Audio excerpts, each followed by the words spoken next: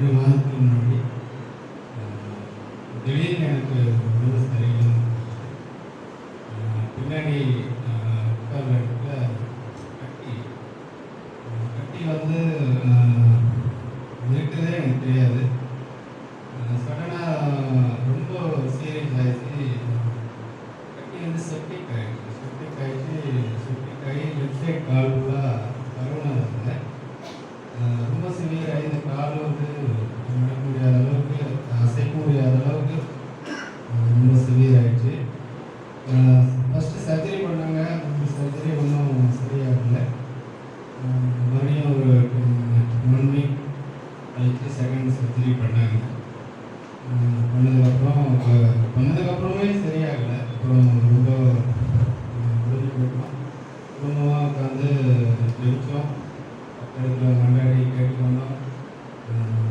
ஜெபிச்ச ஒரு 1 வீக் அப்புறம் அவரோட தயவுனால சுகம் கிடைச்சது. டாக்டர்ஸ்னால இது நடந்ததுன்னு நான் நம்பலை. அவருடைய திருவையினால இது நடந்தது. கர்த்தருடைய நாமத்துக்கு ஸ்தோத்திரம். நீங்கள் எல்லாம் என் குடும்பத்துக்காக ஜெபிச்சுக்கோங்க. இதே ப்ராப்ளம் ஒரு 5 இயர்ஸ் முன்னாடி எனக்கு வந்துச்சு. அப்பவும் சர்ஜரி பண்ணாங்க. இப்படி தொடர்ந்து அது அடிக்கடி வந்து தொந்தரவு பண்ணுது. நீங்கள் இல்லாத எங்களுக்காக ஜெபிச்சுக்கோங்க. கர்த்தர் நாமத்துக்கு ஸ்தோத்திரம். அவர் நல்லவர். ஆண்டவர் ஆசிரியராக அவருக்கு ஃபைல்ஸ் கம்ப்ளைண்ட்டு ஏற்கனவே அவருக்கு அந்த ஆப்ரேஷன் பண்ணியிருந்தாங்க. பண்ணினாலும் திரும்பவும் அவருக்கு அந்த பிரச்சனை வந்துச்சு. ரொம்ப கஷ்டப்பட்டார். சுமார் எத்தனை நாள் இருக்கும்? ஒரு 4 வாரம் 4 வாரம் இருக்குமா? 2 வீக்ஸ். ரொம்ப 3 மாதம். அது எங்கள் மனைவிக்கு அப்படி தான் இருந்துச்சு. கல்யாணம் பண்ண புதுசில் நாங்கள் போய் அந்த ஹாஸ்பிட்டலில் கேட்கும்போது அவங்க எவ்வளவோ பண்ணணும்னு சொன்னாங்க. ஆனால் நாங்கள் ஜோப் பண்ணோம். சார் அப்படியே அதை ஸ்டாப் பண்ணி விடுதலை கொடுத்தேன். ஆனால் அது கிருபை இல்லையா? ஆண்டவர் 3 மாதங்கள் கஷ்டப்பட்டு கர்த்தர் அவருக்கு விடுதலை கொடுத்திருக்கிறார். இனி அது வரக்கூடாது. இல்லை கனவு வேண்டி கர்த்தரை ஸ்தோத்திரம் பண்ணுவோமா? வரக்கூடாது. நீங்கள் ஜெபிக்க போய் நம்ம எல்லாம் சேர்ந்து ஜெபிக்க போகிறோம். ஆண்டவர் அவருக்கு ஒரு அற்புதம் செய்யணும். பிரேம்குமாருக்காக அவருடைய அந்த ஆண்டவர் அந்த ஃபைல் கம்ப்ளைண்ட் கர்த்தர் நல்ல சுகத்தை தர, கர்த்தர் விடுதலையை தர. நீங்கள் இன்று கண்ட எகிப்தியனை நீ காண மாட்டார். இல்லையா? சொல்லுங்க பார்ப்போம். இன்று கண்ட எகிப்தியனை நீ காண மாட்டார். இல்லையா? கர்த்தர் உனக்காக யுத்தம் பண்ணுவார். இல்லையா? கர்த்தர் அவருடைய செக்கினா அவருடைய தழும்புகளினால கர்த்தர் நல்ல சுகத்தை, நல்ல விடுதலையை கர்த்தர் அந்த குடும்பத்துக்கு கட்டளையிடும்படியாக நாங்கள் எல்லாரும் சேர்ந்து ஜெபிக்கிறோம். கர்த்தருடைய இரக்கம் அவருடைய மேல இறங்கி வரும்படியாக ஜெபிக்கிறோம். கர்த்தர் ஆசீர்வதிங்க. அவருடைய குடும்பத்தை ஆசீர்வதித்து பலப்படுத்துங்க. இயேசுவின் நாமத்தில் ஜெபிக்கிறோம். ஜீவனுள்ள பிதாவே, ஆமென். கர்த்தருடைய வசனத்தை நாம் கேட்க போகிறோம். நல்ல மனதை, காதை, இருதயத்தை எல்லாம் திறந்து வைங்க.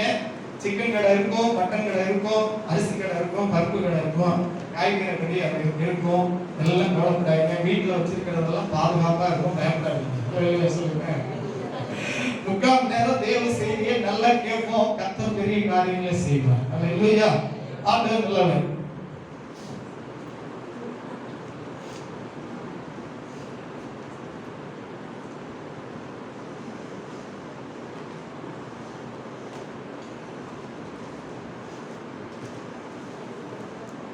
வாசிப்போம். மீகா 2ஆம் அதிகாரம் 13ஆம் வசனம்.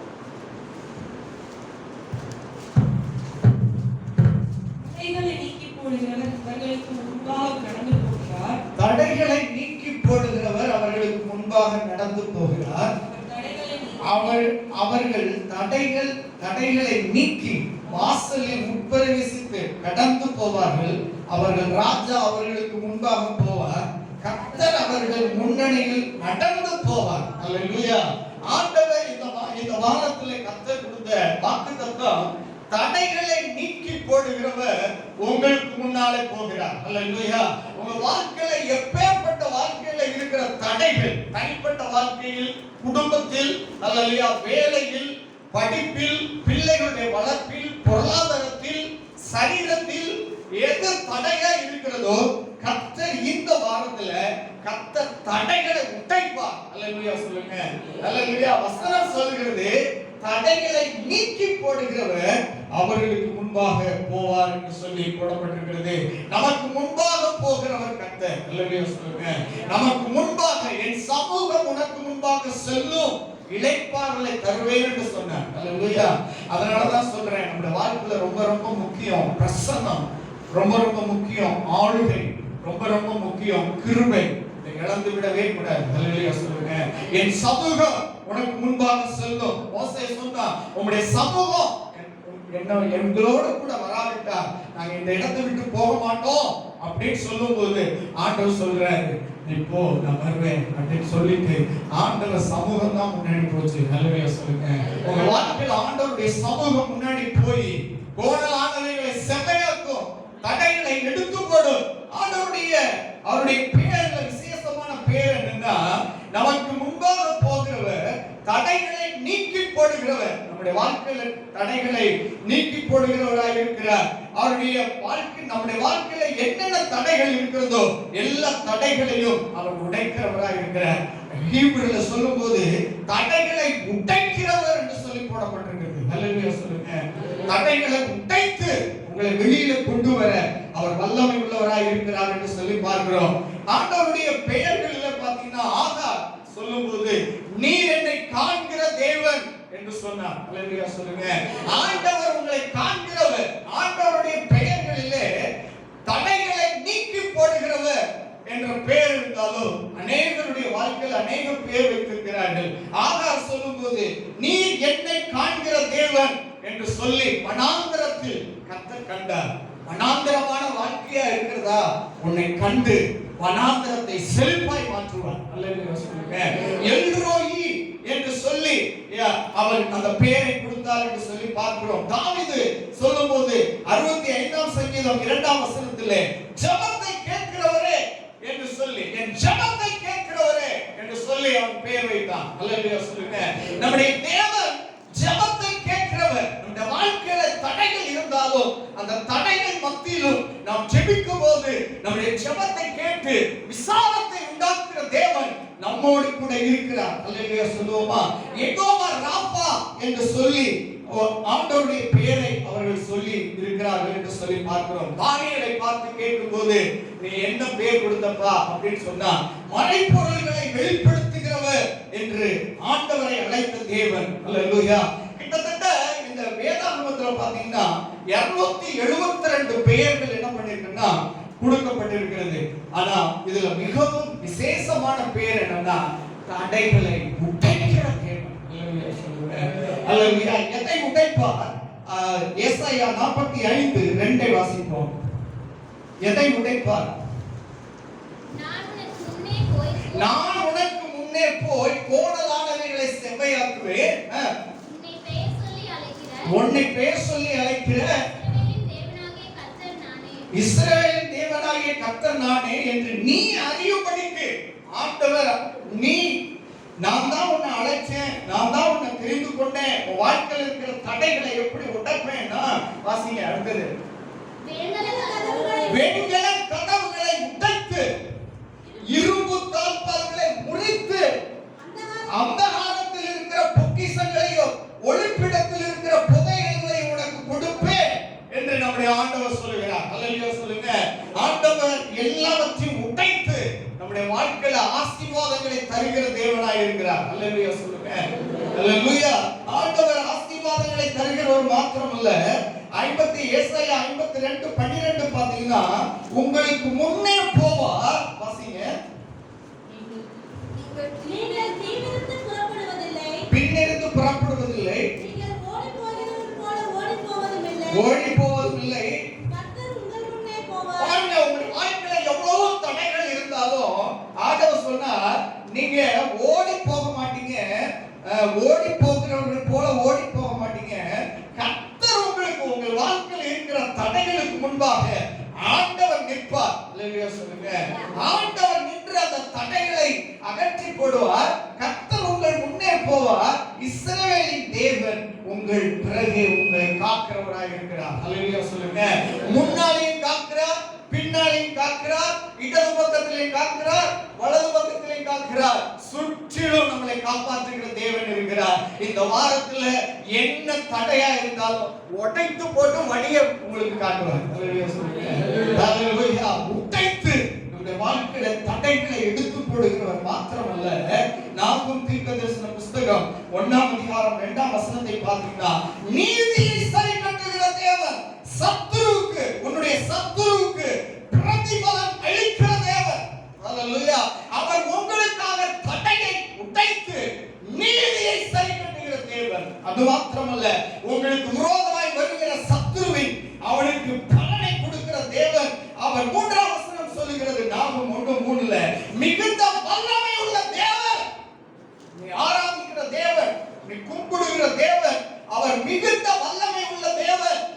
அவர் உனக்கு முன்னால போய் உன்னுடைய தடைகளை உடைத்து உன் சத்துருக்கு பலன் அளித்து நீதியை சரி கட்டுவார். ஹல்லேலூயா.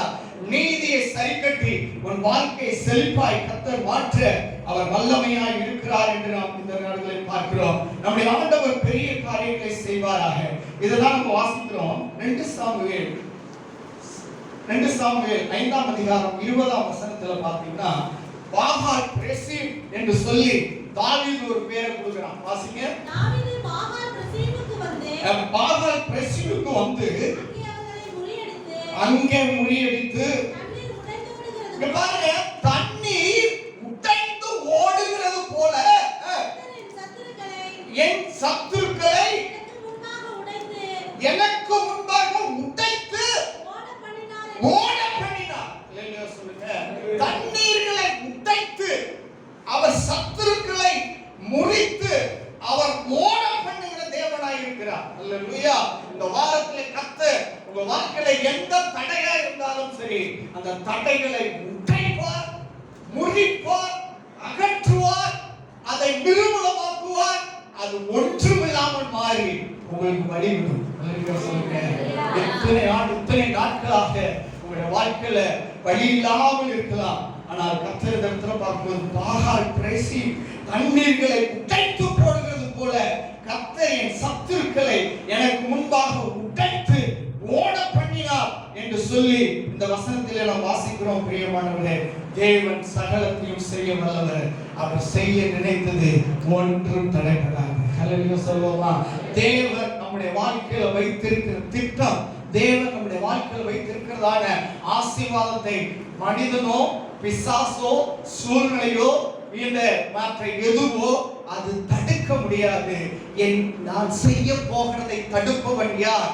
என் கைக்கு தப்புவிக்கிறவன் யார் என்று சொல்லி யெகோவா தேவன் இருக்கிறவராகவே இருக்கிறேன் என்று சொன்ன ஆண்டவர் இந்த கால வேளையில சொல்கிறார், நான் உன்னோடு கூட இருப்பேன் என்று சொல்கிறார். ஹல்லேலூயா. உன்னோடு கூட இருந்து தடைகளை உடைத்து நான் பெரிய காரியங்களை செய்வேன் என்று சொல்லி ஆண்டவர் சொல்கிறார். 2 ராஜாக்களின் புஸ்தகம் 2ஆம் அதிகாரம் 7-8 வாசிங்க சீக்கிரமா. தீர்க்கதரிசிகளின் புத்திரரில் 50 பேர் போய் தூரத்திலே பார்த்துக் கொண்டு நின்றார்கள். அவர்கள் இருவரும் யோர்தான் கரையிலே நின்றார்கள். அப்பொழுது எலியா தன் சால்வையை எடுத்து முறுக்கி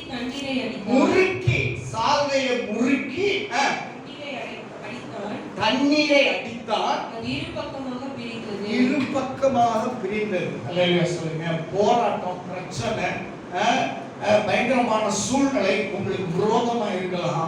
ஆனா அந்த தீர்க்கதரிசி அந்த துண்டை நல்லா முறுக்கி யோர்தான் நதியை ஒரே அடிச்சான். ரெண்டா பிரிந்தது. அல்லேலூயா சொல்லுங்க. அதை போல ஆண்டவர் இந்த வாரத்துல உங்களுக்காக பிசாசு சூனியம் வச்சிருக்கான், நம்பாத. மனித சூனியம் வச்சிருக்கான், நம்ப கூடாது.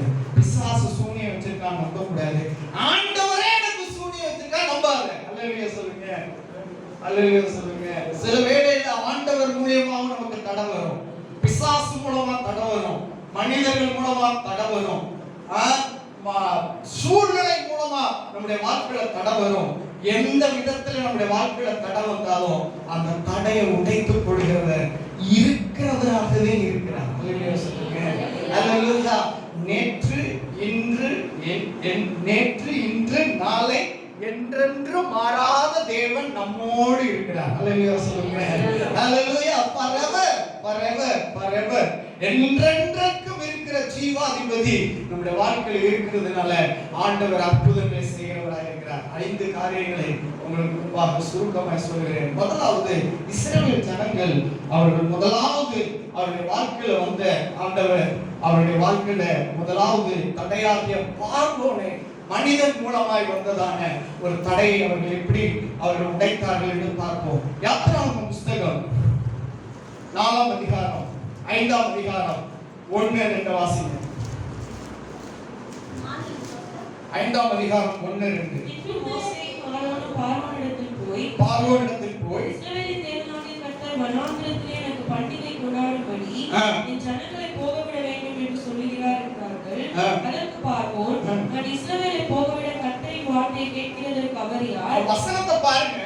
இஸ்ரவேலின் தேவனின் கர்த்தரின் வார்த்தையை கேட்க அவர் யார்? நான் கர்த்தரை அறியேன், நான் கர்த்தரை அறியேன், இஸ்ரவேலை போக விடுவதில்லை என்றார். இஸ்ரவேலை போக விடுவது இல்லை என்றார். ஹல்லேலூயா சொல்லுமா. யோசேப் இஸ்ரவேல் ஜனங்கள் எகிப்துக்கு வரும்போது கானானிலே அவர்கள் இருக்கும்போது ஆகார பஞ்சம் வந்ததினால அவர்கள் எகிப்துக்கு வந்தாங்க. எகிப்துல யோசேப்பு கோசை நாட்டுல அவங்களை தங்க வச்சான். தங்க வைக்கும் போது அவர்கள் ஆடு மாடுகளை மேய்த்து அவர்கள் பெரும் திரளாக மாறினார்கள், பெரும் கூட்டமாய் மாறினார்கள். எகிப்தியர்களை விட யூதர்கள் அதிகமாக அந்த இடத்துல நிரம்பி இருந்தார்கள். ஆனா இந்த பார்வோன் என்று சொல்லும்போது அது ஒரு பிசாசு. ஹல்லேலூயா சொல்லுமா. ஏன்னா பாத்தீங்கன்னா இந்த எகிப்து பட்டணம் வந்து பிரமிடு நிறைந்த பட்டணம். அது என்ன பட்டணம்னா அவங்க படுத்திருந்த பாய், அவங்க படுத்திருந்த கட்டிலு, அவங்க யூஸ் பண்ணது எல்லாமே வெள்ளி, பொண்ணு, எல்லா பொருளையும் என்ன பண்ணுவாங்கன்னா அந்த பிரமிடுல வச்சிருப்பாங்க. கடந்த வருடம் ஒரு 10 வருடத்துக்கு முன்பாக ஒரு பிரமிடை உடைச்சு அதை பார்க்கும்போது அவங்க பயன்படுத்தின கட்டிலு, அவங்க பயன்படுத்தின டம்ளரு, அவங்க பயன்படுத்தின வெள்ளி, பொண்ணு எவ்வளவோ ரோஸுக்கு போய் அதை ஏலம் போட்டாங்க. அவங்க என்ன பண்ணுவாங்கன்னா அந்த செத்து போன மனிதர்களை பிரமிடு என்று சொல்லி மம்மி அப்படின்னு கேள்விப்பட்டிருக்கீங்க. சினிமா படம். அதை என்ன பண்ணுவாங்கன்னா அவங்க உள்ள வச்சு அது கோயில் தெய்வம் மாதிரி என்ன பண்ணுவாங்கன்னா கும்பிடுவாங்க. பிசாசு. அல்லேலூயா சொல்லுவோமா. பார்வோன் என்றால் பிசாசு. ஆனா இந்த இடத்துல வாசிக்கிறோம் இஸ்ரவேல் ஜனங்கள் அங்க நிரம்பி இருந்தாங்க. அதாவது ஆபிரகாம் காலத்துல ஒரு பார்வோன் இருந்தான். ஆபிரகாம் காலத்துல ஒரு பார்வோன் இருந்தான். அதற்கு அப்புறமேல மோசேக்கு அப்புறம் மோசே அப்போ ஒரு பார்வோன் இருந்தான். மோசே இருக்கும்போது பார்வோன் யாருன்னா 2ஆம் ராம்சேஸ் அப்படின்றதான பேர் அவனுக்கு. பார்வோன்ங்கிறது ஒரு டைட்டில். அப்ப அந்த பார்வோன் என்ன பண்றான்னா இவங்க நிறைய பெருகி போறாங்க. இவங்க நிறைய பெருகி போகிறதுனால ஒரு யுத்தம் வந்தா என்ன பண்ணுவாங்க, நம்மளை மேற்கொண்டு இந்த அரசாட்சியை பிடிச்சிருவாங்கன்னு சொல்லி அந்த ஜனங்களை ஒடுக்குனாங்க. ஹல்லேலூயா சொல்லுங்க. அந்த ஜனங்களை ஒடுக்கி அவங்கள ஒண்ணு இல்லாம ஆக்கி அவங்கள பயங்கரமா சிதைப்புக்குள்ள கொண்டு வரும்போது கர்த்தர் அவருடைய கூக்குரலை கேட்டு தேவன் மோசேயை அனுப்பினார். ஹல்லேலூயா சொல்லுங்க. ஹல்லேலூயா. நான் சொல்லுவேன் உங்க வாழ்க்கையில இந்த உலக வாழ்க்கை இது நம்முடைய வாழ்க்கை, இந்த உலகம் நம்முடைய வாழ்க்கை இல்ல, நம்முடைய வாழ்க்கை பரலோக வாழ்க்கை. ஹல்லேலூயா சொல்லுவோமா. இந்த உலகம் நமக்கு சொந்தம் இல்ல, நம்முடைய சொந்தம் தான் பரலோகம். ஹல்லேலூயா சொல்லுவோமா. ஹல்லேலூயா. அப்ப நம்முடைய வாழ்க்கையில இங்க என்ன பண்ணுவான்னா பிரபஞ்சத்தின் அதிபதி இந்த உலகத்தில் இருக்கிற மக்களை வாழ வைப்பான், செல்வத்தை கொடுப்பான், பணத்தை கொடுப்பான், ஐஸ்வர்யத்தை கொடுப்பான், வேலையை கொடுப்பான். பிள்ளைகள் ஒண்ணுதான் கேட்பாங்க, 10 கொடுப்பான். சொல்லுங்க. ஒரு வீடை கேட்டா 5 வீடை கொடுப்பான். ஆனா அவங்க எல்லாம் எங்க நிக்கிறாங்கன்னா சர்க்கலான இடத்துல இருக்கிறாங்க. சொல்லுங்க. சர்க்கலான இடத்துல நிக்கிறாங்க. எப்ப கீழே விழுவாங்கன்னு அவங்களுக்கு தெரியாது. 2 சந்ததி 3 சந்ததி இருக்கும், 4வது சந்ததியில அந்த சந்ததியே இல்லாம போகும். ஆனா உன்னுடைய சந்ததியும் என்னுடைய சந்ததியும் கொல்லுங்கிற வரையும் போகும். சொல்லுங்க. ஹல்லேலூயா. ஹல்லேலூயா. அப்ப இந்த உலகத்துல இந்த பிசாசு என்ன பண்றானா இந்த ஜனங்களை ஆராதனை செய்ய அவர்களை விட மாட்டேன் என்று சொல்லி அவர் யார், அவர் தேவன் யார் எனக்கு தெரியாது, என் ஜனங்களை அனுப்ப விட மாட்டேன் என்று சொல்லும் போது இஸ்ரவேல் ஜனங்கள் விடுதலை ஆவதை பார்வோன் தடுத்தான். அல்லேலூயா சொல்லுங்க. பார்வோன் தடுத்தான். அவன் 4 விதத்திலே அவன் என்ன பண்றான்னா தடுக்கிறான். எப்படி தடுக்கிறான் என்றால் முதலாவது அவன் சொல்லுகிறான், வாசிப்போம்.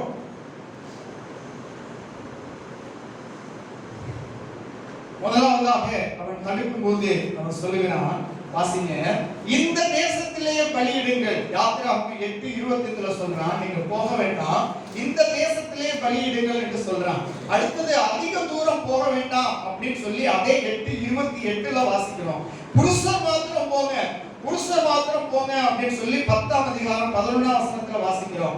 ஆடு மாடுகளை நிற்க பண்ணுங்க அப்படின்னு சொல்றாங்க. ஏன்னா இவங்க ஆராதனை செய்யணும்னா பலியிடும்ல, அந்த ஆராதனை கெடுத்துடலாம் அப்படின்னு சொல்லி ஆடு மாடுகளை நிற்க பண்ணுங்க அப்படின்னு சொல்றான். ஆனா இப்படியே 4-5 தடைகளை அவன் சொல்றான். ஆனா ஆண்டவர் தடையை நீக்கினார். சொல்லுங்க, தடையை உடைத்தார். அல்லேலூயா. அந்த ஜனங்கள் படுகிற உபத்திரவத்தை, ஜனங்கள் படுகிற ஆபிரகாம், ஈசாக்கு, யாக்கோபு அவர்களோடு உடன்படிக்கை பண்ணின என்னுடைய ஜனங்களை நான் கானான் தேசத்தில் அவர்களை கொண்டு போய் பாலும் தேனும் இருக்கிற இடத்துக்கு அவர்களை கொண்டு போவேன் என்று சொல்லி அவர் வாக்குத்தத்தம் செய்ததை மோசேயின் மூலமாய் கர்த்தர் நிறைவேற்றினார். அவர் செய்த காரியம் என்னவென்றால் ஒரே காரியத்தை தான் செய்தார். அல்லேலூயா. என்ன காரியம் என்றால் பஸ்கா ஆட்டுக்குட்டியை அவர் அடித்தார். பஸ்கா அடிக்கப்பட்டு அதனுடைய ரத்தம் எல்லா வீடுகளிலும் பூசப்பட்ட போது என்ன நடந்தது என்றால் எந்த வீட்டுல அந்த ரத்தம், ஆட்டுக்குட்டியுடைய ரத்தம் எந்த வீட்டுல இல்லையோ அந்த சங்கார தூதன், அந்த தலைச்சன் பிள்ளைகள், எகிப்து தேசம் முழுதும் எல்லா தலைச்சன் பிள்ளைகளும் அவர்கள் இறந்து போனார்கள். எகிப்து தேசம் முழுவதும் அழிவுக்குள்ளே உட்பட்டது. ஆனால் கோசே நாட்டுல ஒரு மரணமும் இல்லை. அல்லேலூயா சொல்லுங்க. அல்லேலூயா. ஆண்டவருடைய இயேசு கிறிஸ்துவின் ரத்தம், நல்ல கவனமா கேளுங்க, நமக்கு இந்த உலகம் அல்ல. அந்த இஸ்ரவேல் ஜனங்கள் அவர்கள் நடந்து வரும்போது அவர்கள் சொல்வார்கள், நாங்க எகிப்தில் இருக்கும் போதே வெள்ளரிக்காய், பூண்டு இதெல்லாம் சாப்பிட்டுட்டு நாங்க அந்த உலகத்திலேயே இருந்திருப்போமே, என்னை எங்கேயோ பரலோகத்துக்கு கூட்டிட்டு போறேன், தேவன் ஒரு வாசஸ்தலத்தை ஆயத்தம் பண்ணி வச்சிருக்கிறாரு, என்னை கூட்டிட்டு வரீங்க, நடக்க பலன் இல்ல அப்படின்னு சொல்லி அவங்க முறுமுறுக்கிறாங்க, அநேக காரியங்களை செய்யறாங்க.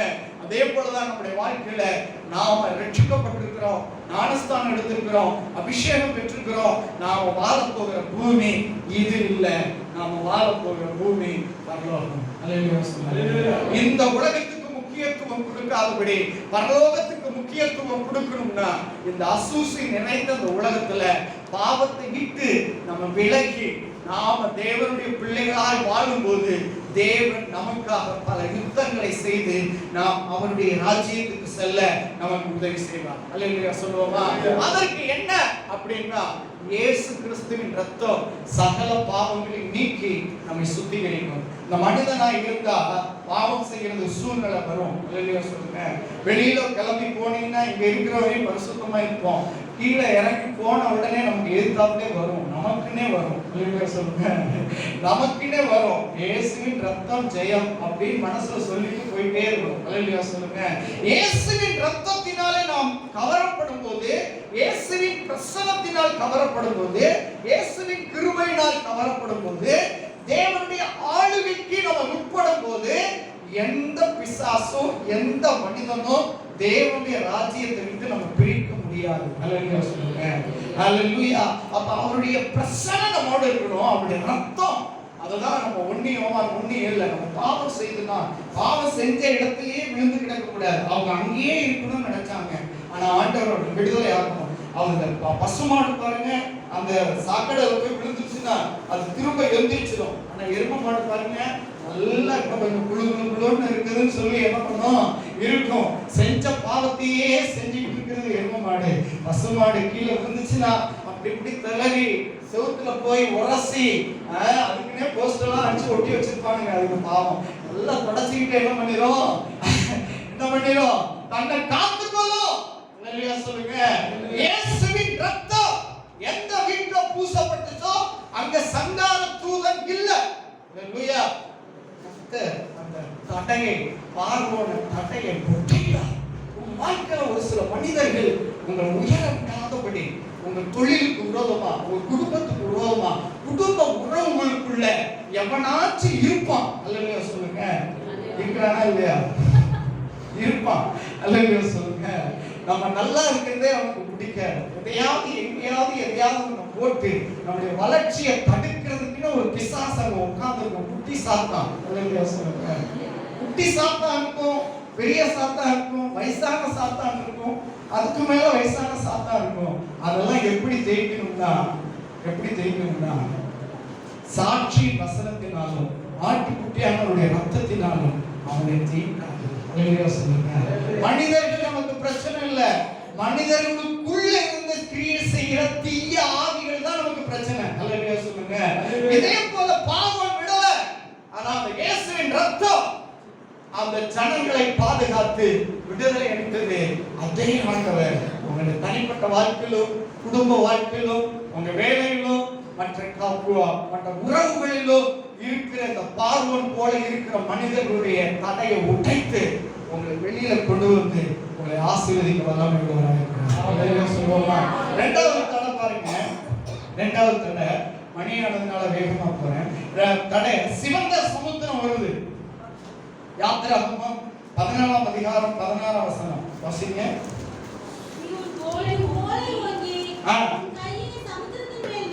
கோலை நீங்க இப்பதான் அவங்க பார்வோன்ட்ட இருந்து விடுதலையாகி வராங்க. அப்ப அடுத்தது என்ன வருதுன்னா சிவந்த சமுத்திரம் வருது. பிளந்து விடு.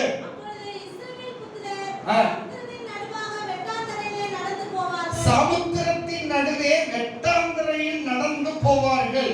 பாருங்க, இது என்னன்னா சீரு மலைகள், பயங்கரமான இந்த சிவந்த சமுத்திரம் கடல்.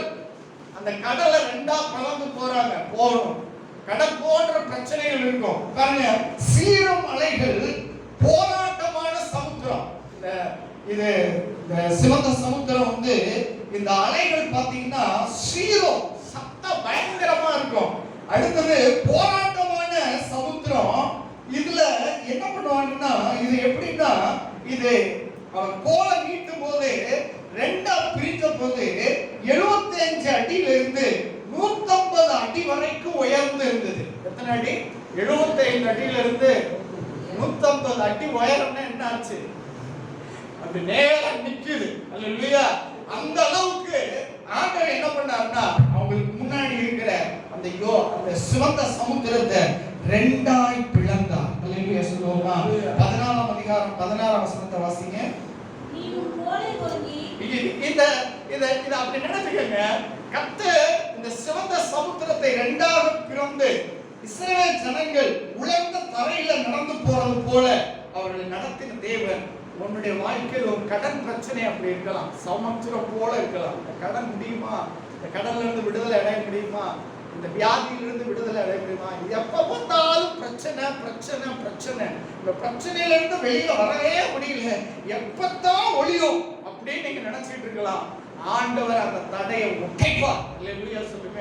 அல்லேலூயா. கடன் பிரச்சனையை உடைப்பார். நீ கடன் கொடுப்பார், உனக்கு வியாதி வராது. அநேக பிரச்சனைகள் இருந்து ஒரு தேவன் உன்னை விடுதலை ஆக்குவார்.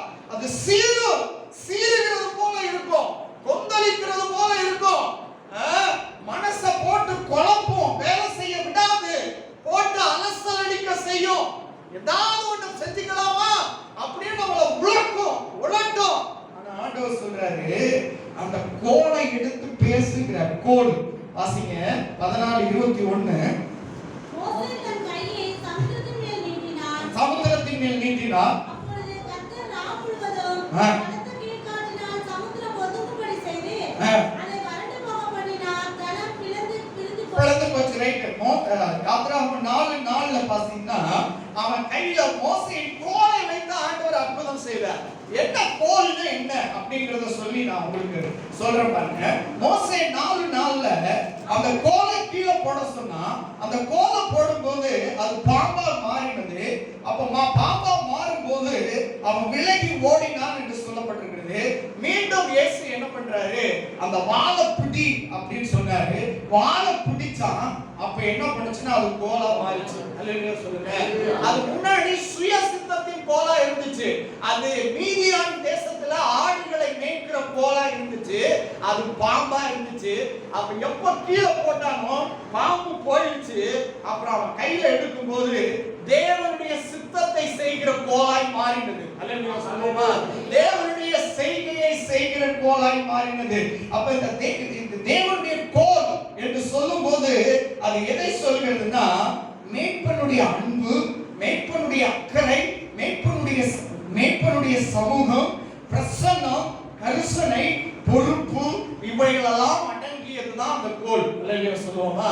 கோல் என்று சொல்லும் போது அது வேத வாக்கு தத்தங்களை நாம் பிடித்து ஜெபிக்க வேண்டும் என்று சொல்லி ஆண்டவர் விரும்புகிறார். அல்லேலூயா சொல்லுவோமா?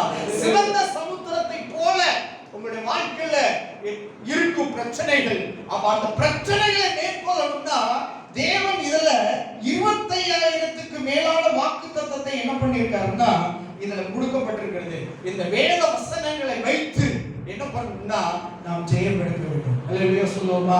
ஆண்டவரே, இந்த வசனத்தை எனக்கு சொல்லி இருக்கிறீரே, இந்த பிரச்சனையிலிருந்து எனக்கு விடுதலை தாரும் என்று நாம் ஜெபிக்கும் போது கர்த்தர் அதிலிருந்து ஒரு விடுதலையை நமக்கு தருவார். அதுக்குதான் வேத வசனங்களை என்ன பண்றோம், வாசிக்காத பிள்ளைங்களாம் வாசிக்கணும். அல்லேலூயா சொல்லுவோமா? நல்லா ஆரம்பத்துல திக்குமுக்கா வாசிச்சு இப்ப நல்லா வாசிக்குது. அல்லேலூயா சொல்லுவோமா? இப்ப எங்க வந்துட்டோம்னா சங்கீத புஸ்தகம் 60ஆம் அதிகாரம் வரைக்கும் 50ஆம் அதிகாரம் வரைக்கும் வந்திருக்கோம். அல்லேலூயா சொல்லுவோமா? புதிய ஏற்பாடு முழுவதும் முடிச்சு அடுத்தது ஆதியாகமம்லாம் முடிச்சு இப்ப சங்கீத பகுதி வந்திருக்கு. இந்த வாரத்துல எப்படியும் பழைய ஏற்பாடை முடிச்சுட்டு அடுத்தது 5000 ஸ்தோத்திர பலி. ஒவ்வொரு வாரத்துல 2 மணி நேரம், 1 மணி நேரம் வந்து ஆலயத்துல வந்து நீங்க ஸ்தோத்திர பலி வேதாகமத்தை வாசித்தீங்கன்னா உங்களுக்கு ரொம்ப பிரயோஜனமா இருக்கும். அல்லேலூயா சொல்லுவோமா? அல்லேலூயா சொல்லுவோமா? அல்லேலூயா. கர்த்தர் அந்த கிருபையை நமக்கு தருவாராக. அதான் ஆண்டவர் இந்த இடத்துல சொல்லும்போது ஆண்டவர் சொல்லும்போது இந்த இடத்துல சொல்றாரு, அவருக்கு கீழ்ப்படிந்து வார்த்தைகளை விசுவாசித்து நடக்கும் போது ஆண்டவர் நமக்காக யுத்தம் பண்ணுவார். அல்லேலூயா. வேத வசனங்களை நாம் விசுவாசித்து அந்த சிவந்த சமுத்திரத்துக்கு முன்பாக நடக்கும் போது கர்த்தர் யுத்தம் பண்ணுவார். பயப்படாதீங்க. கடன் இருக்கு, பிரச்சனைகள் இருக்கு, போராட்டங்கள் இருக்கு அப்படின்னு சொல்லி திகைத்து போகாதீங்க. ஆனா ஆண்டவருடைய வேத வசனங்கள் அதை நீங்க பிடித்து கொண்டு விசுவாசித்து கீழ்ப்படிந்து அதை முன்னாடி நடந்து போங்க. கர்த்தர் 2ஆக பிளந்து ஒரு பெரிய அற்புதத்தை செய்ய வல்லமை உள்ளவராக இருக்கிறார். அல்லேலூயா. ஆண்டவர் இந்த சிவந்த சமுத்திரத்தை கடக்க செய்யும் போது 2 காரியத்தை செய்தார். ஒன்று, இஸ்ரவேல் ஜனங்கள் எல்லாம் மேல வந்தாங்க. ஆனா எகிப்திய ஜனங்கள் எல்லாம், எகிப்திய ராணுவம், குதிரை, ரதங்கள், வீரர்கள் எல்லாம் நாட்டுல இருக்கிற எல்லாமே வந்துச்சு. ஏற்கனவே எகிப்து அழிந்தது, தலைச்சப்பிள்ளெல்லாம் செத்து போச்சு. 2வது கொள்ளை அடிச்சுட்டு வந்துட்டாங்க.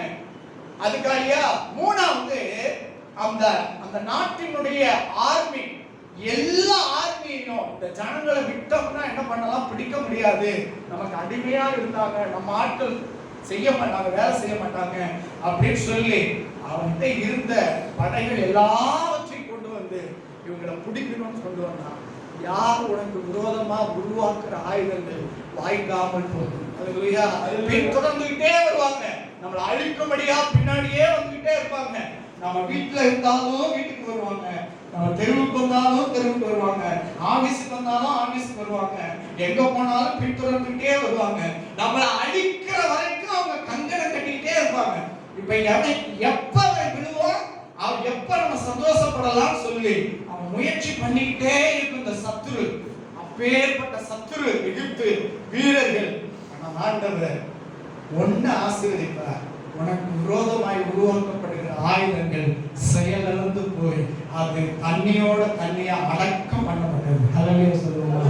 கர்த்தர் செய்ய வல்லவர். உன் வாழ்க்கையில என்ன தடை இருக்கு, ஒரு வாழ்க்கையில என்ன தடை இருக்கு, ஆண்டவர் கண்டுக்கவே மாட்டேங்கிறார். ஆண்டவர் என்னை விசாரிக்கவே மாட்டேங்கிறார். ஆண்டவர் எனக்கு ஒரு அற்புதமே செய்ய மாட்டேங்கிறார். நீ வாக்கு தத்தங்களை விசுவாசித்து நீ ஜெபித்து முன்னேறி செல்லு.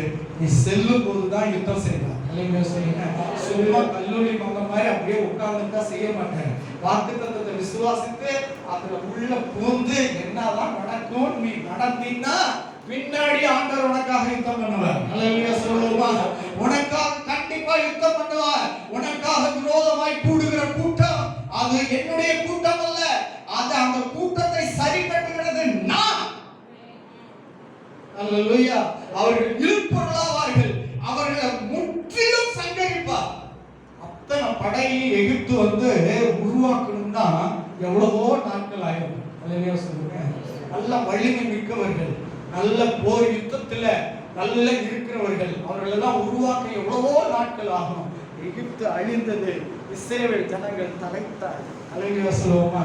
உனக்கு விரோதமா பேசினவங்க கீழே போவாங்க, நீ அவ்வளவு சகித்தவங்க மேல எழுப்புவீங்க. அல்லேலூயா சொல்லுங்க. எவ்வளவு உங்களுக்கு விரோதமா பேசுறாங்களோ வாங்கிக்கிட்டே இருங்க. அல்லேலூயா. சேர்த்து வச்சுக்கிட்டே இருங்க. அல்லேலூயா. திட்டுறாங்களோ சேர்த்து வச்சுக்கிட்டே இருங்க. உங்களுக்கு விரோதமா சாடம் பேசுறாங்களா சேர்த்து வச்சுக்கிட்டே இருங்க. உங்களுக்கு விரோதமா என்னென்ன செய்யறாங்களோ எல்லாம் சேர்த்து வைங்க. எல்லாத்தையும் சேர்த்து ஒரு நாள்ல சரி கட்டுவார். ஒண்ணு இல்லாம ஆயிடுவாங்க. அல்லேலூயா சொல்லுவோமா? அல்லேலூயா. கர்த்தர் உங்களுக்காக யுத்தம் பண்ணுவார், நீங்கள் சும்மா இருங்கள். கர்த்தர் நமக்காக யுத்தம் பண்ணுவார். அல்லேலூயா. ஆண்டவர் சிவந்த சமுத்திரத்தை கடக்க ஆண்டவர் மோசேயின் கோலை பயன்படுத்தினார். வேத வாக்குத்தத்தங்களை உரிமை பாராட்டி, எனக்கு சொல்லியிருக்கீங்களே எனக்கு செய்யுங்க, எனக்கு சொல்லியிருக்கீங்களே எனக்கு செய்யுங்க என்று சொல்லி ஜெபம் பண்ணுங்க. கண்டிப்பா கர்த்தர் ஒரு அற்புதத்தை செய்வார். அந்த பேர் சொல்லுங்க. அல்லேலூயா. மூன்றாவதாக யோர்தான்.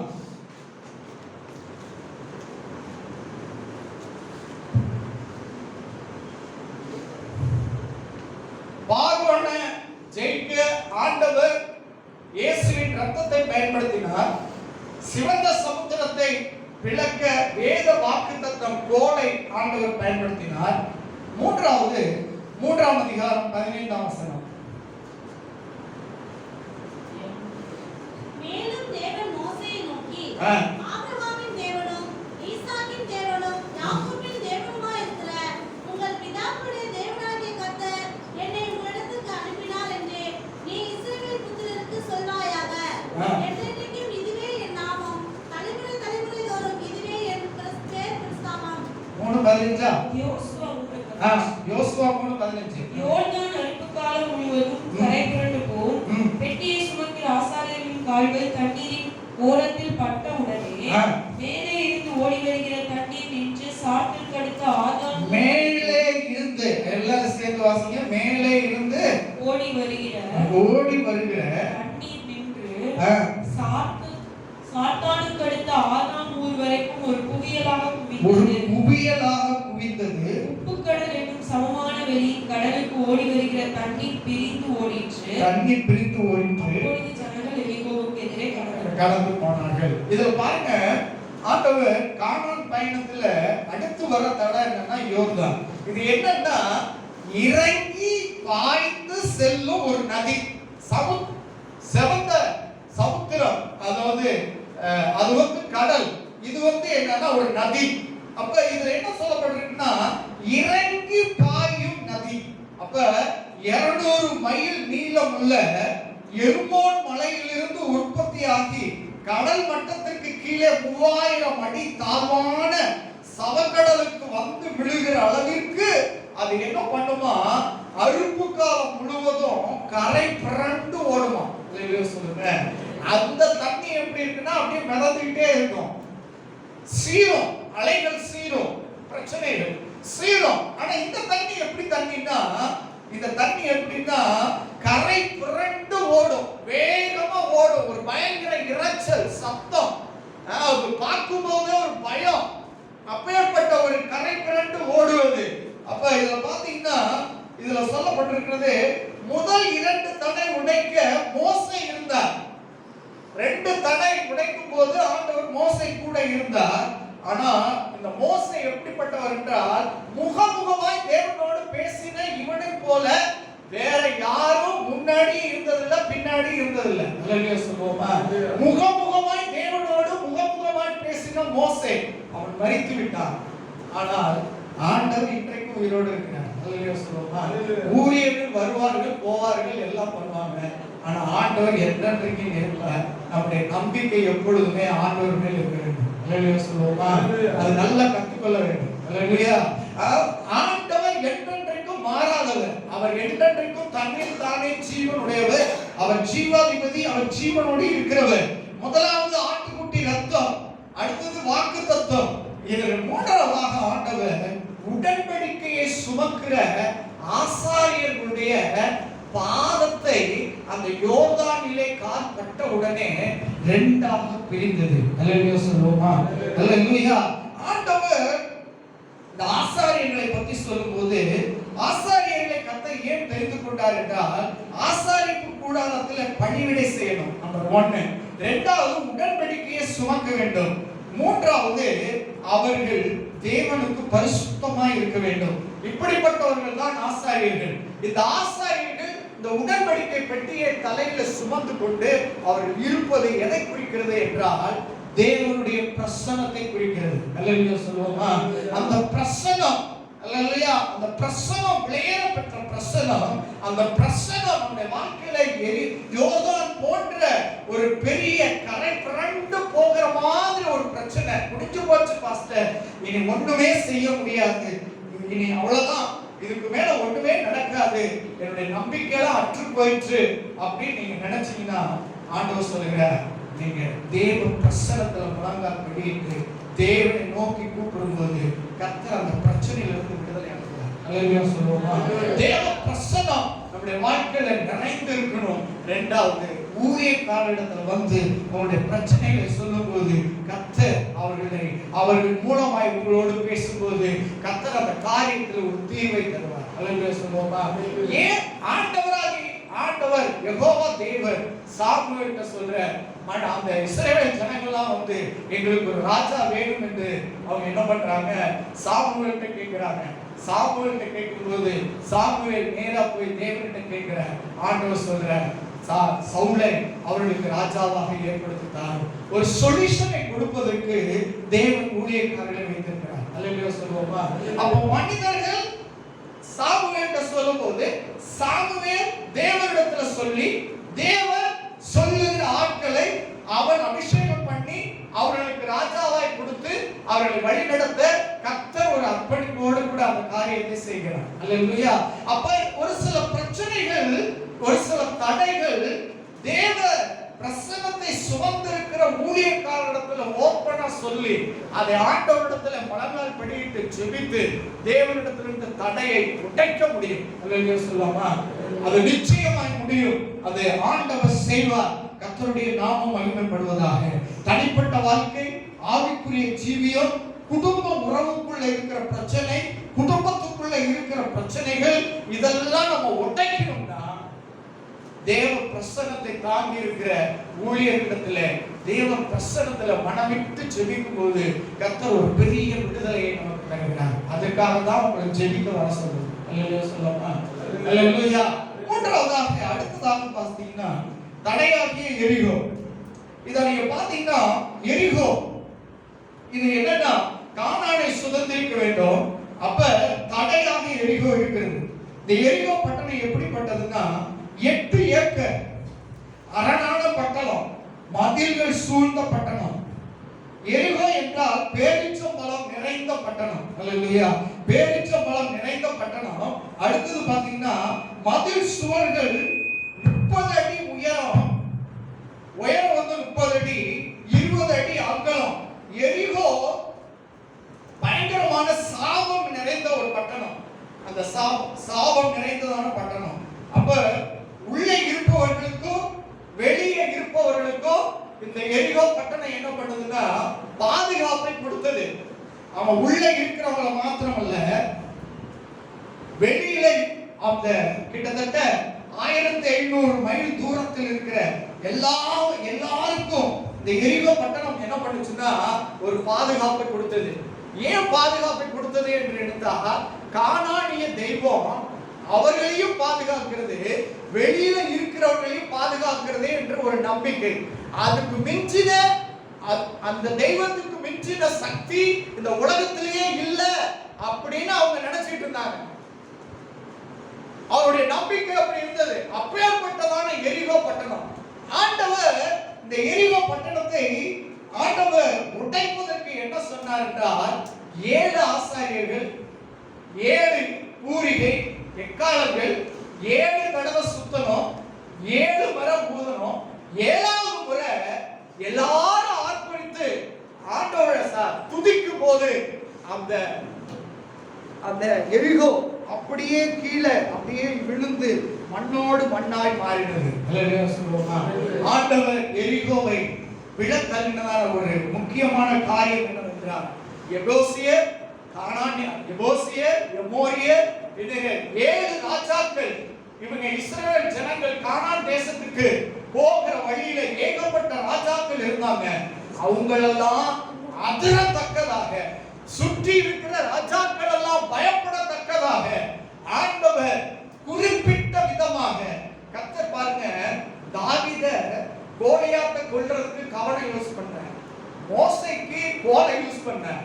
ஆனா எரிகோவை நல்ல கவனமா கேளுங்க, எரிகோவை அவர்கள் முறியடிக்க துதியை யூஸ் பண்ணார். அல்லேலூயா சொல்லுவோமா?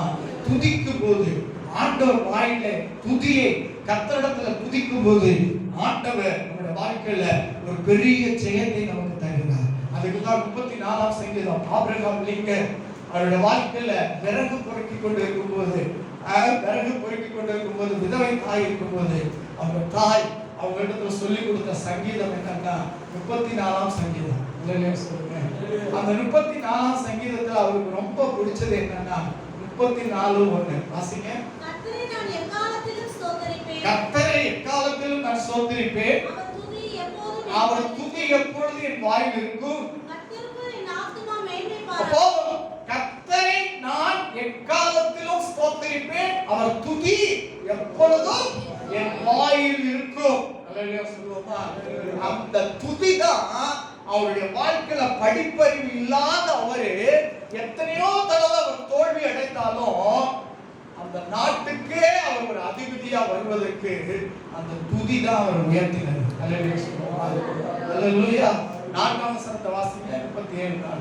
நான் கர்த்தரை தேடினேன், நான் கர்த்தரை தேடினேன், அவர் எனக்கு செவி கொடுத்து, அவர் எனக்கு செவி கொடுத்து, என்னுடைய எல்லா பயத்துக்கும் என்னை நீங்களாக்கி விட்டார். விட்டார். அல்லேலூயா. இந்த வசனம் தான் ஆபிரகாம் லிங்கனுடைய வாழ்க்கையில ஒரு உத்வேகமா இருந்தது.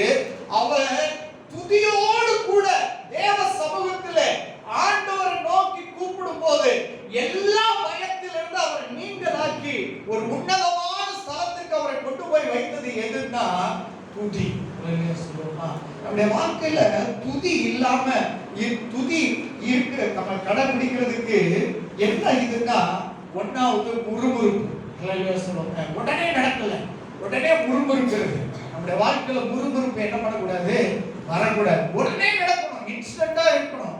நீங்க கடையில போய் இடியாப்பம் வாங்கினாலும் அந்த இடியாப்பத்தை கொண்டு போய் கொஞ்சம் ஸ்டவ்வை பத்த வச்சு தண்ணியை ஊற்றி ஹீட் பண்ணி அதை போட்டாதான் வெந்தாதான் சாப்பிட முடியும். அப்படிதானே?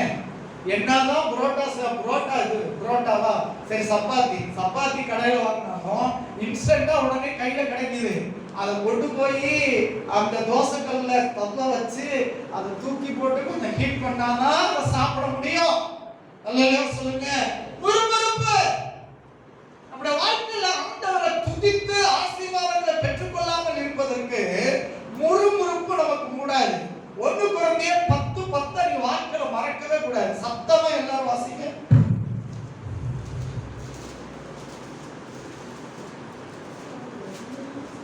அவர்களில் சிலர் முறுமுறுத்து சங்காரக்காரனாலே அழிக்கப்பட்டார்கள். அதுபோல நீங்களும் முறுமுறுக்காதீர்கள்.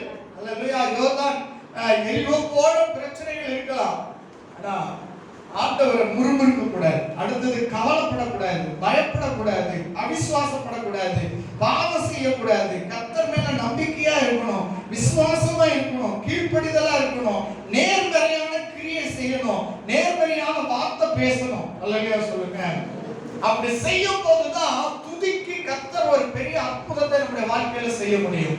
அப்ப அடுத்து யோர்தானை பிளக்க ஆண்டவர் செய்ததான முக்கியமான காரியம் என்னவென்றால், ஒருவேளை பூமி அதிர்ச்சியை கூட கர்த்தர் கொடுத்திருக்கலாம், உள்ளே இறங்கி இருக்கலாம். ஆனா அவங்க சொல்றாங்க, ஒரு வேத பக்தர் எழுதி வச்சிருக்கிறார், என்ன வச்சிருக்காருன்னா, அவங்க கானானை போய் சுதந்திரிப்பதற்கு இந்த எரிகோ பட்டணத்தை, அந்த வாளை சுவரை அவர் அடைத்ததனுடைய நோக்கம் என்னன்னா, அந்த எரிகோவில் இருக்கிற கானானிய தெய்வத்தை விட யெகோவா தெய்வம் உன்னதமானவர் என்பதை விளங்கத்தக்கதாக கர்த்தரே அந்த முக்கியமான அற்புதத்தை அவரே செய்தார். இல்லையா சொல்லுவோமா?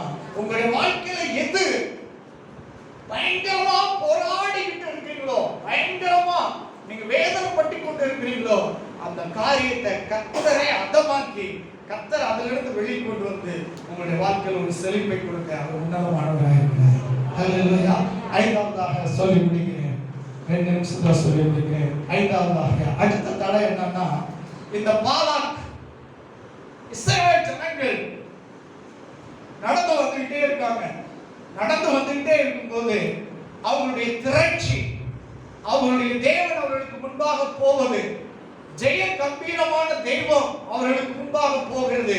அவங்க போன இடமெல்லாம் சக்சஸ், அவங்க போனதெல்லாம் வெற்றி. அவர்களை பார்த்து எல்லாரும் பயந்தார்கள். அவருடைய இருதயம்லாம் கரைந்து போயிற்று. ஒருவேளை நீங்க சின்ன வேலையை கர்த்தர் உங்களுக்கு கொடுத்திருக்கலாம், அந்த வேலையில நீங்க உண்மையா இருந்திருக்கலாம், அந்த உண்மையோ உத்தமமா நேர்மையா நீங்க செய்துட்டு இருக்கலாம். ஆனா உங்களை சூழ இருக்கிறவங்க உங்களுக்கு விரோதமா என்ன பண்றது, விரோதமா மந்திரம், விரோதமா சூனியம், விரோதமா இந்த காரியங்களை எதையாவது செய்து இவங்களை கீழே தள்ளணும், விட தள்ளணும் அப்படின்னு சொல்லி ஒரு சக்தி செய்கிற இந்த பாலாக் என்கிற அந்த ராஜா பீலியா தீர்க்கதரிசியை கூப்பிட்டு இந்த ஜனங்களை சபி. அவன் இந்த உலகத்துல பீலியா போல அவன் சபிச்சானா அப்படியே சபிக்கப்பட்டு போயிருவாங்க. இந்த பீலியா எப்படிப்பட்டவன்னா, 7 காளைகளை 7 பலிபீடத்தை கட்டி அந்த பலிபீடத்தின் மேல பலிகளை செலுத்தி யார சபிக்கிறானோ அவன் சபிக்கப்பட்டுருவான். இல்லையா சொல்லுவோமா? அப்ப இந்த பாலாக் தீர்க்கதரிசி, பாலாக் ராஜா, இஸ்ரவேல் ஜனங்கள் தன்னுடைய நாட்டுக்கு வராங்க, இவங்க என்ன மேற்கொண்டுருவாங்க, நீ அவங்களை சபிச்சிட்டீங்கன்னா நான் அவங்களை ஈஸியா ஜெயிச்சிருவேன் அப்படின்னு சொல்லி பொறாமை, காய்மாரம், விரோதம், நம்மளை அழிக்கணும் தூண்டுகிற சக்திகள் நமக்கு, நம்முடைய குடும்பத்துக்கு, நம்முடைய வேலைக்கு, நம்முடைய பொருளாதாரம், நம்ம கட்டுகிற வீடு, நம்முடைய செய்கிற வேலைகள், நாம் பண்ணுகிற காரியங்களிலே நம்மளை சூழ இருக்கிறவங்க நமக்கு விரோதமாய் வன்கண்கள், பொறாமைகள், எரிச்சல்கள், இவைகள் நமக்கு விரோதமாய் அம்பு வீசுகிறது போல இருக்கும். இல்லையா சொல்லுவோமா? அது மாத்திரம் இல்ல, இவங்க இன்னொருத்தர்கிட்ட போய் சொல்லி அவங்கள பத்த விடுவாங்க, இன்னொருத்தவங்க போய் அவங்கள பத்த விடுவாங்க, இன்னொருத்தர்கிட்ட போய் பத்த விட்டு எல்லாரும் நமக்கு விரோதமா எழுப்பி நிற்கிற காலங்கள் வரும். நீங்க நேர்மையா இருப்பீங்க, நீங்க உண்மையா இருப்பீங்க, நீங்க சாட்சியா இருப்பீங்க, உங்களை எதையாவது செஞ்சு கீழே தள்ளணும் அப்படின்னு நினைக்கிற காரியங்கள் நடக்கும். அவன் வரான், காசு கொடுத்து கொண்டு வந்து விடுறான். ஆண்டவர் சொல்ற, இவன் இஸ்ரவேல் ஜனங்களுடைய அதிபதி பீலியா. சொந்த ஜனங்களை இந்த பீலியாவோ அவங்களுக்கு சொந்தக்காரங்க, அவனை வச்சு சொந்த ஜனங்களை காலி பண்றதுக்கு பாலாக்கு யோசனை பண்றான். அதே போல சொந்த குடும்பத்துல இருக்கிறவங்களே நமக்கு விரோதமா எழுப்பி விட்டு பிசாசு நம்மளை அழிக்க தேடுவான். ஆனா ஆண்டவர் கைவிட மாட்டார். ஆண்டவர் கைவிட மாட்டார். ஆண்டவர் சொன்னார், அவர் சொன்னார், பீலியாம் சொன்னார், இவங்க ஆசீர்வதிக்கப்பட்டவங்க. 24:1 நீங்க எப்படிப்பட்டவங்க நீங்களே வாசிங்க. 24:1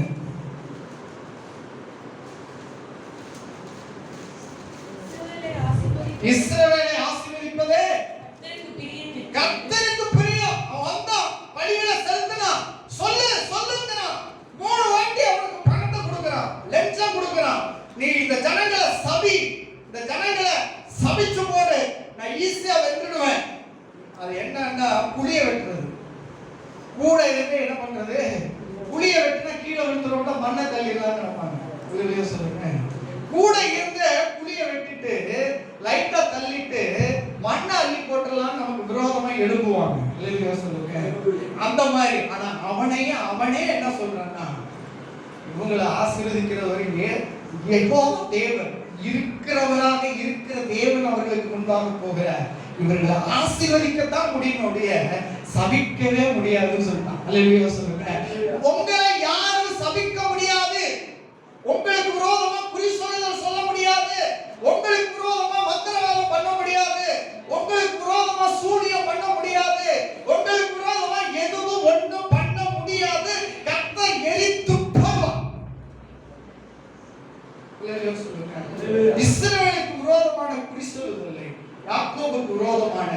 மந்திரவாதம் இல்லை.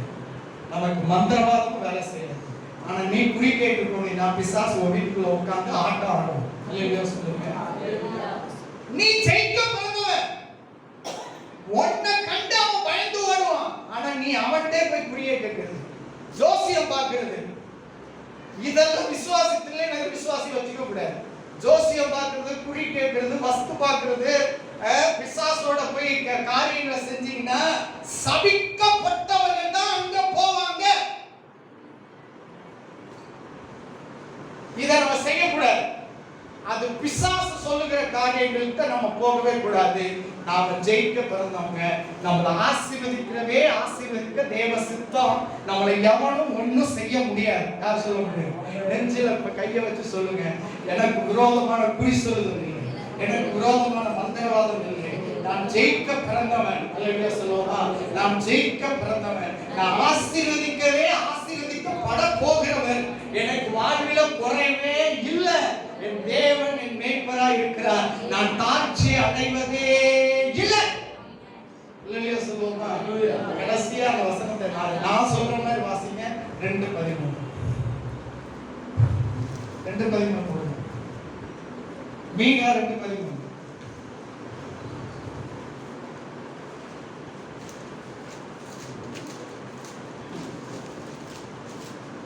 இருக்குங்க.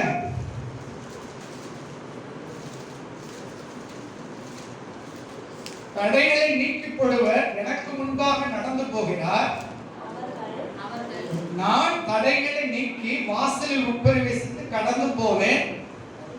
நான் ராஜா அவர்களுக்கு முன்பாக போவார், கர்த்தர் எனக்கு முன்னிலையில் நடந்து போவார். அல்லேலூயா சொல்லுவோமா? அல்லேலூயா. தேவன் நமக்கு முன்பாக கடந்து போவார், தடைகளை உடைத்து போடுவார். இந்த வாரத்துல கர்த்தர் பெரிய அற்புதங்களை செய்வார். இயேசுவின் ரத்தம், இயேசுவின் வாக்குத்தத்தம், அல்லேலூயா, விசுவாசமான வார்த்தைகள், அல்லேலூயா, நம்மை ஜெயிக்க இந்த உலகத்துல யாரும் கிடையாது. மந்திரவாதம், பில்லி சூனியம், மாந்திரிகம், குறி சோசியம், கிளி சோசியம், பரந்து ஜோசியம், எந்த ஜோசியமும் பார்க்க கூடாது. அல்லேலூயா சொல்லுங்க. நாம மற்றவங்களுக்கு தீர்க்க தரிசனம் சொல்லணும். அல்லேலூயா சொல்லுங்க. அல்லேலூயா. ஆகவே இந்த வாரத்துல தடைகளை நீக்கி போடுகிறவர் உங்களுக்கு முன்பாக போவார். தடைகளை உடைத்து போட்டு நீங்க செய்ய வேண்டிய காரியத்தை செய்து உங்களை ஆசீர்வதிப்பார். கண்களை மூடி ஜெபம் பண்ணுவோம். காணிக்கை தசமபாகங்களை எடுத்து வைத்துக் கொள்வோம். கர்த்தருக்காக கொடுப்போம். கர்த்தர் நம்மை ஆசீர்வதிப்பார். அட்வான்ஸுக்காக ஒவ்வொரு குடும்பமும் 4000 ரூபாய் கொடுக்கணும்னு சொல்லியிருக்கேன். நீங்க ஜெபம் பண்ணுங்க, கொடுக்க கர்த்தர் உங்களுக்கு உதவி செய்வார். கர்த்தர் ஆசீர்வதிப்பார். ஆமென். ஒரு பாடல் பாடும்போது காணிக்கை